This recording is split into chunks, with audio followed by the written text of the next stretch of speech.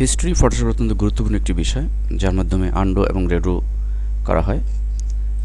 ফটোশপে একবারের বেশি আন্ডো করা সম্ভব নয়, অর্থাৎ অন্যান্য সফটওয়্যারে যেমন একাধিকবার আন্ডো বা রেডো করা যায়, ফটোশপে ঠিক অনুরূপ আন্ডো বা রেডো একাধিকবার আমরা করতে পারবো না, জাস্ট একবারই আমরা আন্ডো বা রেডো করতে পারবো। তো এই আন্ডো বা রেডোর অল্টারনেটিভ হিসাবে এই হিস্টোরি ইউজ করা হয়ে থাকে। তো আমরা হিস্টোরি পাবো আমাদের লেয়ার যে প্যালেট রয়েছে, লেয়ার প্যালেটের এই ডান পাশে হিস্টোরি নামের যে অপশনটি, এর মাধ্যমে।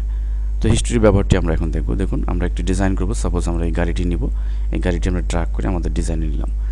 সাপোজ আমরা চয়েস করলাম যে এই গাড়িটি আমরা আমাদের ডিজাইনে সেট করব, কিন্তু আমরা সিদ্ধান্ত চেঞ্জ করে এটিকে ডিলিট করে দিলাম যে অন্য একটি গাড়ি আমরা নিয়ে আসবো। ডিলিট করে আমরা এই গাড়িটি নেব। এখন প্রশ্ন হলো যে আবার আমি সিদ্ধান্ত চেঞ্জ করলাম যে না, প্রথম গাড়িটি আমার চয়েসেবল, প্রথম গাড়িটি আমি নিব।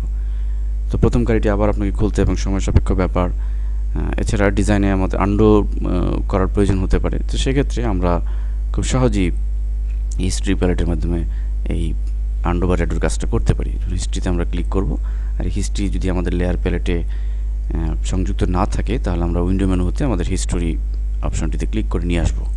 তো হিস্ট্রিতে ক্লিক করলে আমরা যা যা করেছি ডিজাইনের সব লিস্ট এখানে আমরা দেখতে পাচ্ছি। তো সাপোজ আমরা আমাদের প্রথম অবস্থায় যদি যেতে চাই, তাহলে এভাবে আমরা ক্লিক করার মাধ্যমে দেখুন আমরা জাস্ট ড্র্যাগ লেয়ার এই অপশনটিতে আসার সাথে সাথে আমাদের আগের গাড়িটি চলে আসে, অর্থাৎ আমরা যা যা কমান্ড দিয়েছি ফটোশপের সমস্ত কমান্ডের লিস্ট এখানে চলে আসছে। এবং এই অবস্থায় আমরা যদি আবারও রেডো করতে চাই, এখানে ক্লিক করে আমরা রেডো করতে পারি। এভাবে আমরা হিস্ট্রির মাধ্যমে আন্ডো এবং রেডোর কাজগুলি সুন্দরভাবেই করতে পারবো।